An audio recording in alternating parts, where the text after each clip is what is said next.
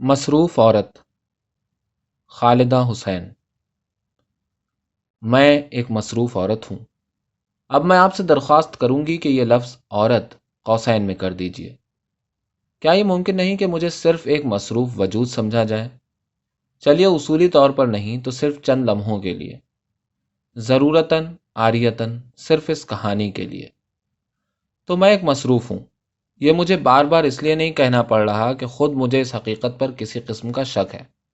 دراصل کبھی میں نے کہیں تھوڑی سی منطق پڑھ لی تھی، چنانچہ اب تک میری ہر بات خود بخود 3 بیانات میں تقسیم ہو جاتی ہے، اور اس کے ذریعے میں کسی بھی قول محال کو نہایت آسانی سے ثابت کر سکتی ہوں، یوں کہ وقتی طور پر آپ اس کے سحر سے اپنے آپ کو آزاد نہیں کر سکتے۔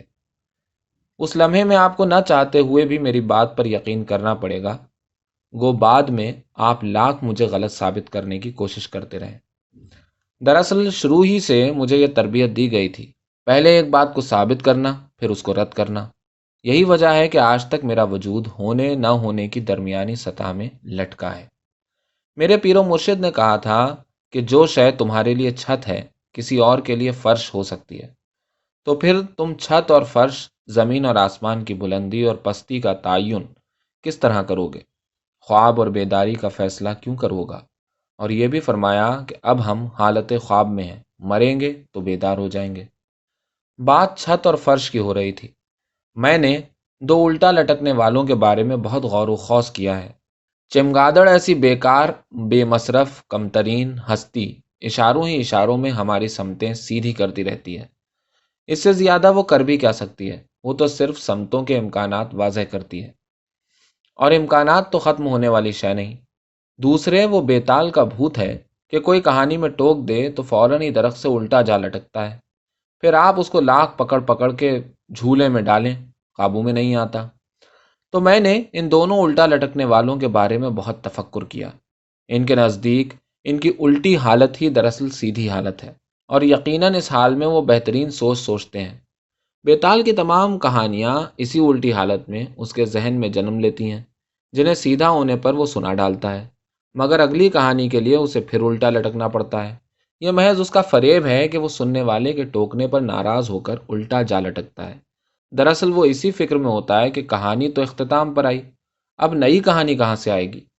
اسے اپنا آپ خالی، بالکل خالی محسوس ہوتا ہے، اور ایک تخلیقی وقفے کے لیے وہ کوئی ایسی انہونی بات کہانی میں لا ڈالتا ہے کہ سننے والا بیچارہ بول اٹھتا ہے، اور وہ موقع غنیمت پا کر اگلی کہانی کی فکر میں درخت سے الٹا جا لٹکتا ہے۔ دراصل بے حد مصروف ہستیوں کے لیے کام کے درمیانی وقفے سب سے زیادہ گمبھیر ہوتے ہیں۔ بڑے بڑے تخلیق کاروں کے یہاں آپ کو ریاضت کے ایسے دور نظر آئیں گے، ایک مفروضہ ثابت کرتے ہی انہیں جب یہ احساس آن لیتا ہے کہ اب اس کے امکانات ختم ہوئے تو وہ نئے امکانات کی تلاش میں نکل جاتے ہیں۔ یہ الگ بات ہے کہ کچھ اس تلاش سے پلٹ نہیں پاتے اور بے انتہا مصروف ہو جاتے ہیں، اپنی اصلی فطری حالت میں مصروف۔ تو میں ایک مصروف وجود ہوں، مجھے بے حد ضروری کام کرنا ہے۔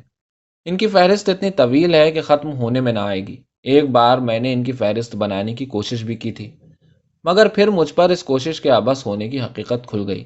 حقیقت یہ ہے کہ ہم ہر لمحے میں ایک نیا وجود ہو چکے ہوتے ہیں۔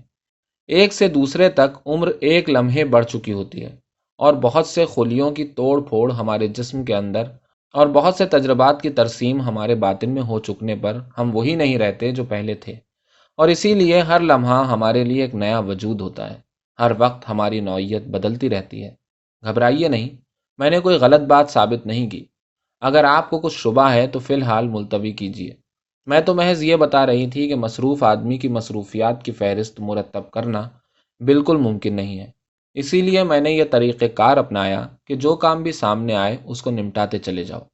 یہی وجہ ہے کہ اب میرے کام خود بخود نہایت آسانی سے ہوتے چلے جاتے ہیں، بلکہ سب لوگ میری اس کارکردگی پر حیران رہ جاتے ہیں۔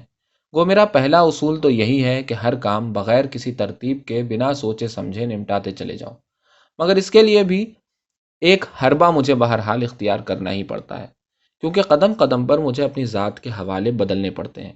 میرے گھر میں ایک خاموش تاریک کمرہ ہے، اس کی دیواروں میں نیچے سے اوپر تک طاق بنے ہیں، اور ان سب میں وہ چہرے دھرے ہیں جنہیں میں ایک ایک کر کے پہنتی ہوں۔ دن کے مختلف حصوں میں اپنے کام نمٹاتی چلی جاتی ہوں، اس کے سوا کوئی چارہ بھی نہیں۔ ہر کام کے لیے مجھے مناسب پرسونا استعمال کرنا پڑتا ہے۔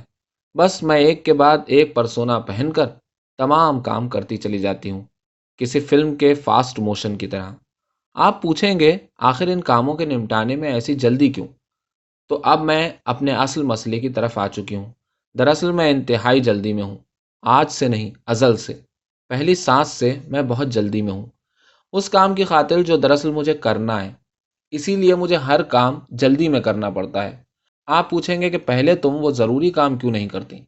دیکھا، آپ نے کیسی غیر منطقی بات کہی۔ دراصل وہ کام تو میرا اصل وجود نمٹائے گا جس کے لیے فی الحال میرے پاس کوئی پرسونا موجود نہیں۔ یہ تو وہی واحد کام ہے جس کے لیے کسی پرسونا کی نہیں، خود پورے وجود کی ضرورت ہے۔ اسی لیے اس کے راستے میں حائل ہونے والے ان تمام چھوٹے موٹے کاموں کو اتنی تیزی سے نمٹاتی ہوں۔ یہ تو دراصل جنگل کے خضرا و جھاڑ ہیں جنہیں صاف کر کے مجھے اس کام تک پہنچنا ہے، وہ جو اس جنگل کے آخری سرے پر ہے، کہیں زمین آسمان کی ملتی لکیر کے آس پاس۔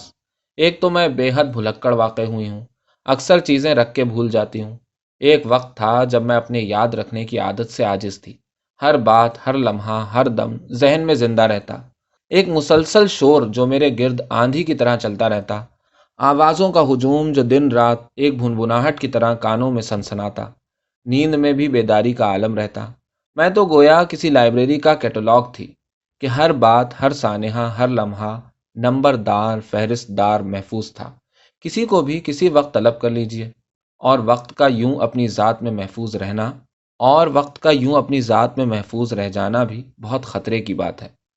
اس کی ہیبت سے جو کوئی بھی دوچار ہوتا ہے، اس سے گزرا ہوا، آنے والا اور موجود زمانہ سب ایک ہو جاتے ہیں۔ انسان یہ فیصلہ نہیں کر پاتا کہ وہ کہاں ہے، اور اس کی کارکردگی بری طرح متاثر ہوتی ہے، اور کارکردگی تو کسی صورت متاثر نہیں ہونی چاہیے۔ تب میں پرسونا کے استعمال سے واقف نہ تھی۔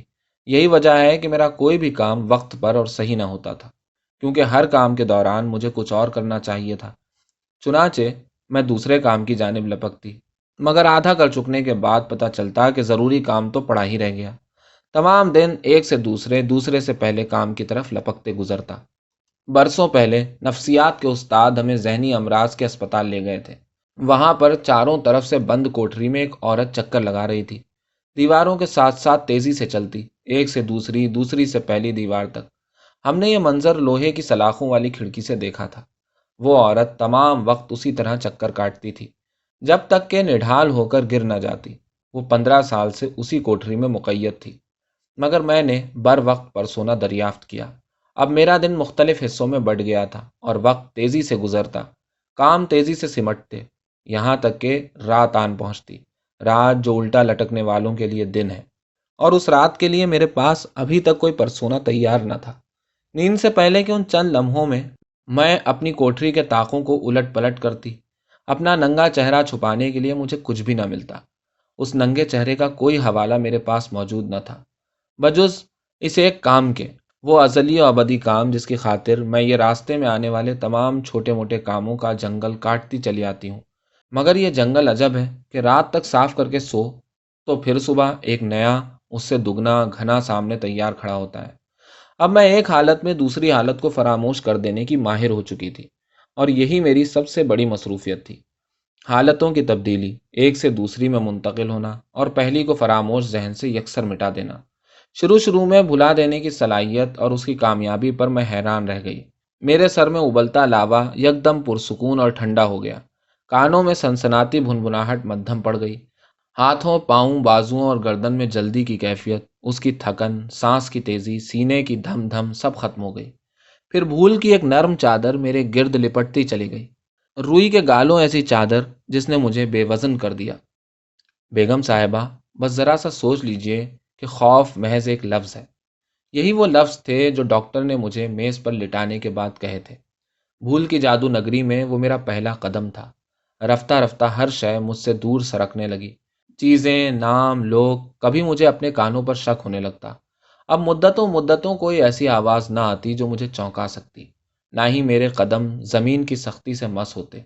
وہ میرے رفیق خدشے، خوف، مسلسل تشویش، وہ سب کیا ہوئے؟ میرے طاقوں میں سے رفتہ رفتہ وہ چہرے غائب ہونے لگے، اور وہاں دھول جمنے لگی۔